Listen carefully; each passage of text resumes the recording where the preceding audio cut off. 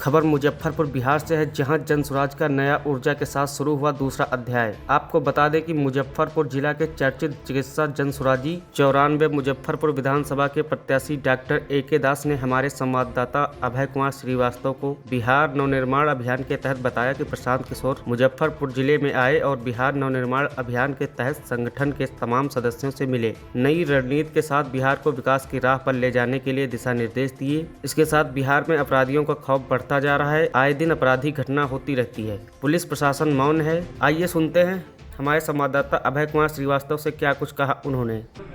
नए बिहार का नव निर्माण को लेकर के वो हर जिले में तो क्या आप लोगों को फीडबैक मिला, क्या सब?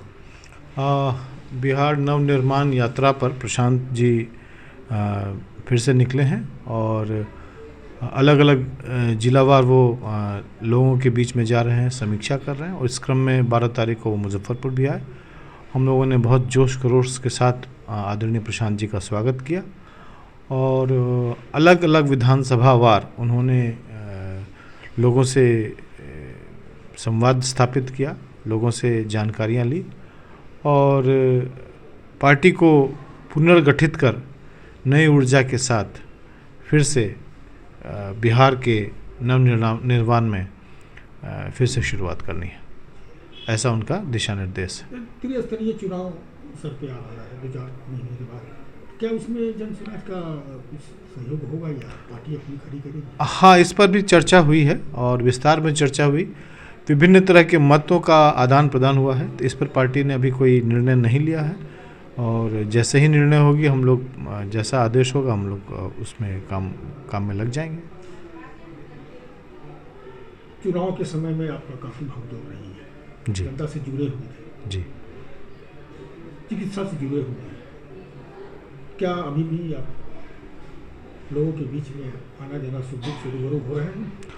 देखिए, मैं वो व्यक्ति हूँ जो समाज के साथ ही हमेशा रहा और चिकित्सक का काम ही है लोगों के बीच में रहना, तो हम लोग तो हमेशा लोगों के बीच में रहे।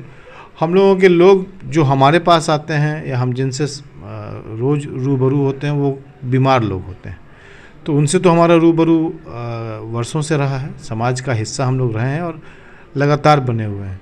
सामाजिक कार्यों में हम लोग की सहभागिता रह रही है और हम लोग लगातार अपनों के बीच में, मुजफ्फरपुर जनता के बीच में, जिलावासियों के बीच में जा रहे हैं और उन सब से मिलजुल रहे हैं। कई जगह बहुत बढ़िया अनुभव अभी भी होता रहा है। कई लोगों ने आज भी हौसला अफजाई के शब्द हमारे लिए कभी कम नहीं किए हैं। तो चुनाव हो सकता है कि हम लोग अपने गंतव्य तक नहीं पहुंच पाए, परंतु दिल तो मुजफ्फरपुर के लोगों का हमने ज़रूर जीता है। लोगों को अफसोस हो रहा है, तो चलिए, हर कोशिश जो है वो कामयाब नहीं होती है, पर कोशिशों को अगर लोग चिन्हित करते हैं तो यही हर्ष और खुशी का विषय होता है। जिस तरह से आपने दशकों पहले लोगों का सहयोग दिया, तो क्या आज भी आप जनता के बीच में उस तरह का सहयोग आदान प्रदान कर रहे हैं? बिल्कुल, ये तो निरंतर चलने वाली प्रक्रिया है।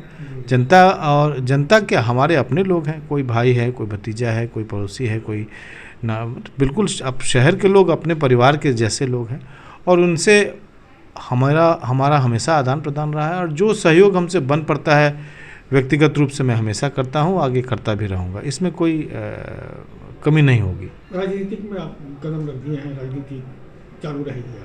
राजनीति क्या है? राजनीति झूठ बोलना नहीं है, राजनीति छल कपट करना नहीं है। राजनीति किसी क्षेत्र की विकास के लिए, किसी लोगों के सम्मान के लिए, लोगों की भावनाओं के लिए आवाज़ उठाना और उनके दशा दिशा को ठीक करने की कोशिश ही राजनीति है।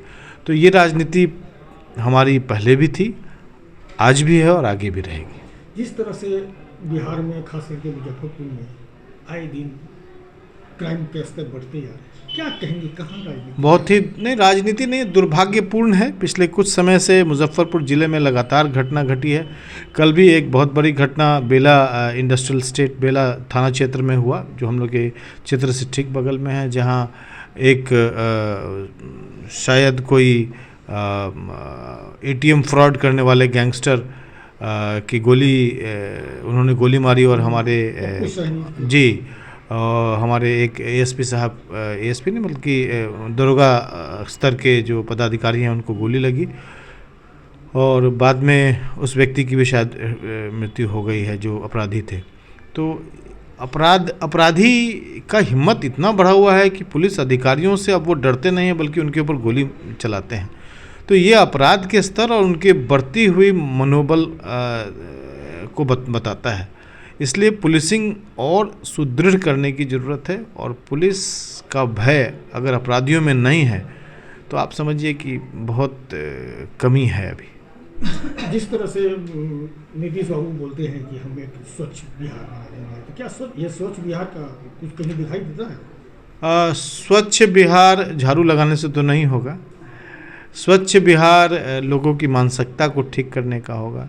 10-10 हज़ार रुपया जब आप बांटेंगे तो आप स्वच्छता कहाँ ला रहे हैं? आप तो चुनाव से ठीक पहले वो चुनावी प्रक्रिया को ही दूषित कर रहे हैं। तो स्वच्छता तो मेरे समझ से न उनके मन में है न उनके विचार में है। मतलब चुनाव के पूर्व, चुनाव में और आज भी आप जनता से जुड़े हुए हैं? बिल्कुल हम जुड़े हुए हैं और जुड़े रहेंगे।